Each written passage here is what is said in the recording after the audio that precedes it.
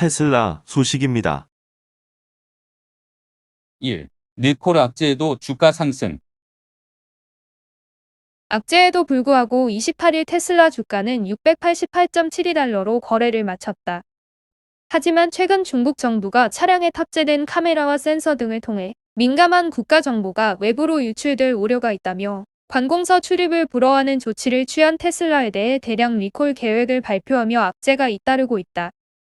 월스트리트 저널 등 외신은 중국 정부는 테슬라 차량에서 소프트웨어 문제가 발견되어 약 30만여 대를 리콜할 계획이라고 보도했다. 리콜 대상은 중국 내에서 제작된 24만 9,855대와 수입된 3만 5,665대 등 28만 5,520대로 모델 3과 모델 Y가 포함됐다.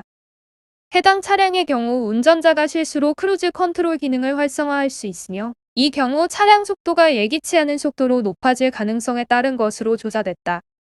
이와 관련 테슬라는 해당 문제를 무선 소프트웨어 업데이트를 통해 해결했다고 밝히고 직접 딜러를 찾아갈 필요는 없다고 덧붙였다. 테슬라는 웨이보를 통해 해당 리콜로 소유주에게 불편을 끼쳐 죄송하고 안전 수칙을 더욱 철저히 준수할 계획이라고 밝혔다. 한편 관련 업계는 지난 3월 중국 내 관공서 출입이 불허되고 앞서 2월에는 급가속과 배터리 화재 등으로 안전 문제가 도마에 오르는 등 테슬라가 중국 내에서 악재에 시달리고 있는 부분에 주목했다. 중국의 경우 현재 세계에서 가장 큰 전기차 시장이고 지난해 테슬라는 중국 시장에서만 전체 매출의 약 30%를 달성했다. 애플 소식입니다. 1. 애플의 독점 끝내 반독점 행정명령 준비 중. 미국 백악관이 대표적 빅테크 기업인 구글과 애플, 페이스북, 아마존 등의 독점을 막을 반독점 행정명령을 준비 중인 것으로 알려졌다. 28일 반독점 문제에 정통한 두 소식통에 따르면 백악관은 정부기관을 압박하기 위한 반독점 행정명령을 준비 중이다. 이 같은 움직임은 미 하원이 25일 법사위원회를 열어 빅테크 기업들이 잠재적 경쟁자를 인수해 시장 경쟁을 묵살하는 행위를 금지하는 법안 등 총 5개 법안을 민주공화 양당 협의를 통해 가결한 가운데 나왔다. 백악관이 준비하는 행정명령이 하원의 노력에 어떤 도움이 될지, 지금까지 규제 없이 수년간 커온 거대 기술기업의 힘을 억제할 수 있을지 지금은 알 수 없다. 소식통 가운데 한 명은 이 행정명령이 잘 개발된 것이라며 2016년 백악관 경제자문위원회 보고서를 기반으로 만들어졌다고 전했다. 두 소식통 모두 조 바이든 미국 대통령 아래서 일하고 있으며 전 오바마 행정부 시절 관리들이 명령을 조율하고 있다.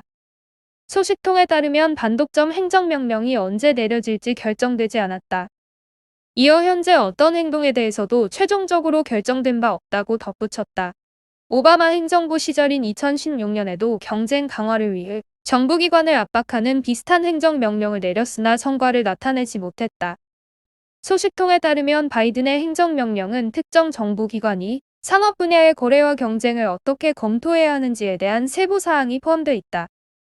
바이든 대통령은 최근 진보 성향의 반독점 투사로 평가되는 리나 칸 콜롬비아 법대 교수를 독점 규제기관인 미 연방거래위원회 위원장으로 임명했다. 미국 민주당은 대기업의 독점을 막기 위해 오래 힘써왔다. 미하원 독점금지 소위원회는 지난 16개월간의 조사 끝에 기술산업에 대한 보고서를 발표하며 아마존과 애플, 페이스북, 구글이 여러 가지 독점 행위를 저질렀다고 밝혔다. 특히 빅테크 기업들은 유럽과 호주, 인도에서도 비슷한 문제에 직면한 가운데 그들의 사업 방식이 시장 경쟁과 소비자에게 피해를 준다는 것을 부인했다. 마이크로소프트 소식입니다. 1. 잡스 빌 게이츠 싸움 이후 30년. 애플 MS 다시 맞붙는다. 두 기업이 1980년대 개인용 컴퓨터 서비스를 두고 법정 소송까지 가는 신경전을 벌인 이후 한동안 다른 길을 걸었는데 최근 태블릿 PC, 디지털 헬스케어 앱스토어 등 여러 분야에서 잇따라 맞붙게 되면서 다시 경쟁 구도가 형성되고 있다.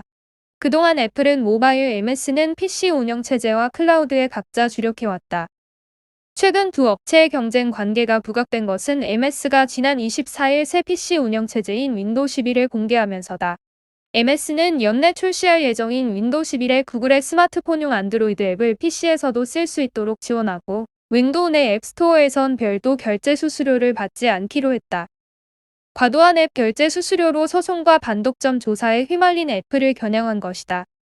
여기에 MS가 애플에 이어 사상 두 번째로 시가총액 2조 달러를 넘으면서 기업 가치에서도 피할 수 없는 자존심 싸움을 벌이고 있다. 미 월스트리트 저널은 최근 두 기업 간 경쟁을 두고 새로운 테크 전쟁이 재점화됐다고 평가했다. 애플과 MS의 경쟁은 창업자인 고 스티브 잡스와 빌 게이츠가 창업 초기에 컴퓨터 운영 체제 기술을 두고 벌인 싸움으로 거슬러 올라간다. 1980년대 초반 잡스는 마우스를 조작해 PC를 이용하는 기술을 처음 시장에 내놓았는데 이후 MS가 이 기술을 윈도우에 탑재하면서 두 회사의 관계는 극도로 악화됐다. 잡스는 MS가 자사 원천 기술을 도용했다며 고소했고 두 기업의 법정 싸움은 1994년까지 7년간 이어졌다. 껄끄러웠던 두 창업자의 관계는 2011년 잡스가 세상을 떠날 때까지도 회복되지 않았다. 게이츠는 과거 한 인터뷰에서 아이폰 대신 구글 안드로이드 폰을 주로 쓴다고 했다. 두 창업자가 물러난 이후 최근 10년 동안 두 기업은 크게 충돌하지 않았다. 오히려 2000년대 중반 애플이 MS에 수백억 원을 투자하는 등 협력 관계를 구축했다. 두 기업 모두 현재 전문 경영인이 회사를 이끌고 있다. 하지만 2010년대 들어 IT 산업의 경계가 희미해지면서 애플과 MS는 다시 경쟁 상대로 만나게 됐다. IT 기술이 일상생활에 폭넓게 사용되면서 주로 기업 고객을 상대로 했던 MS와 소비자 중심인 애플의 격돌이 불가피해진 것이다. MS는 윈도우를 탑재한 태블릿 PC 서피스 시리즈를 매년 출시하며 빠르게 시장 1위 애플을 추격하고 있다. MS는 지난 4월 애플의 음성인식 비서 서비스 시리를 개발한 스타트업인 뉘앙스를 160억 달러에 인수했다. MS는 뉘앙스의 음성인식 기술을 활용해 의사와 환자가 주고받는 구두 상담 내용을 자동으로 기록하는 디지털 헬스케어 서비스를 내놓을 예정이다. 애플은 이미 심전도 심박수 측정이 가능한 스마트워치로 관련 시장을 선도하고 있다. 앱스토어를 놓고도 두 기업은 신경전을 벌이고 있다. MS는 지난해 애플이 고객 보호를 내세워 모든 앱에 대한 검증을 의무화하는 규정을 만들자 자사 게임 서비스인 엑스박스를 아예 애플 앱장터에서 빼버렸다. MS는 또 노트북 PC에서 애플과 경쟁하고 있는 삼성전자의 노트북에서도 스마트폰용 앱을 사용할 수 있는 서비스를 지원했다. 애플이 게임 업체 에픽게임즈와 앱장터 유료 결제 의무화를 두고 진행 중인 소송에서도 MS 주요 임원을 에픽게임즈 증인으로 서계하는 등 사사건건 대립각을 세우고 있다. 애플과 MS의 경쟁 구도는 갈수록 치열해질 전망이다. 두 기업 모두 인공지능, 메타버스 등 미래 산업에 거액을 투자하고 있기 때문이다. 애플은 지난 5년간 AI 기업 25개, MS는 12개를 인수했다. 특히 메타버스 분야에서는 이미 전쟁을 예고하고 있다. MS가 VR 기기인 홀로렌즈를 내놓으며 선수를 치자 애플은 VR 분야 권위자로 꼽히는 버지니아 공대 교수를 영입하며 관련 R&D 인력을 300명 이상으로 늘렸다. 아마존 소식입니다. 1. 프라임데이 전 세계 아마존 입점 기업 성장 기회 제공.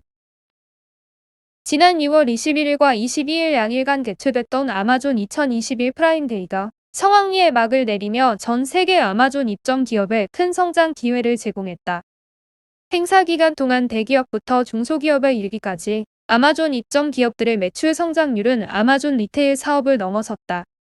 올해 프라임데이 기간 동안 전 세계 프라임 회원들은 다양한 입점 기업들의 제품을 포함해 총 2억 5천만 개 이상의 상품을 구매했다. 2021 프라임데이의 베스트셀링 카테고리로는 도구, 뷰티 제품, 영양제, 육아용품, 아마존 디바이스 등의 전자제품, 의류, 생활용품 등이 포함됐다. 이성환 한국 아마존 글로벌 셀링 대표는 이번 프라임데이를 통해 전 세계 다양한 분야의 입점 기업들이 괄목할 만한 성과를 달성했다며 올해도 많은 국내 셀러들이 프라임데이에 적극 참여해 아마존을 통해 브랜드 인지도를 높이고 글로벌 소비자와 소통할 수 있었다. 아마존 글로벌 셀링은 앞으로도 국내 셀러들이 세계 시장으로 판로를 확장하고 브랜드를 구축하여 장기적 성장을 이룰 수 있도록 지원을 아끼지 않을 것이라고 전했다. 양일간의 행사 기간 동안 입점 기업들은 프라임 회원을 위한 다양한 딜을 제공했다. 국내 셀러들은 아마존의 최대 글로벌 쇼핑 이벤트인 이번 프라임데이를 적극 활용해 국내 제품들을 활발히 판매할 수 있었다. 국내 입점 기업들의 최고 판매 카테고리로는 뷰티용품, 식품 그리고 전자기기 등이 포함됐다. 아모레퍼시픽은 일본 내 한국 화장품에 대한 니즈에 적극적으로 대응하기 위해 올해 초 아마존 재팬의 헤라라네즈, 아이오페 세계의 화장품 브랜드와 뷰티 디바이스 전문 브랜드 메이크온을 런칭해 립, 파운데이션, 미용기기 등 다양한 카테고리에서 아마존 랭킹 상위에 오르는 등 괄목할 만한 성과를 이루어냈다. 그 결과 이번 프라임데이 기간에는 1일 평균 매출 대비 15배 이상의 매출을 기록하며 한국 넘버원 화장품 회사로서의 명성을 더해 나갔다. 또 2020년 아마존 유럽의 신규 입점에 좋은 성과를 내고 있는 스마트폰 컨텐츠 크리에이팅 HWSW 통합 솔루션 브랜드 피보의 대표는 이번 프라임데이 기간 동안 최근 30일 평균 매출 대비 약 1800%의 매출 성장을 기록했다며 아마존에서의 다양한 기회를 통해 비즈니스를 확장하고 성장하게 되어 기쁘다고 소감을 전했다. KGC 인삼공사의 이정훈 화장품 사업실장은 이번 프라임데이를 통해 작년 프라임 데이 대비 215%, 올해 프라임데이 전 일주일 대비 매출 599%라는 성장폭을 만들 수 있었으며 앞으로도 지속적인 신제품 출시와 아마존의 마케팅 툴을 활용해 동인비 브랜드와 제품의 인지도를 제고할 계획이라고 전했다. 프라임데이 기간 동안 특별한 프로모션 전략으로 고객들의 마음을 사로잡은 다수의 셀러들 또한 많이 등장했다.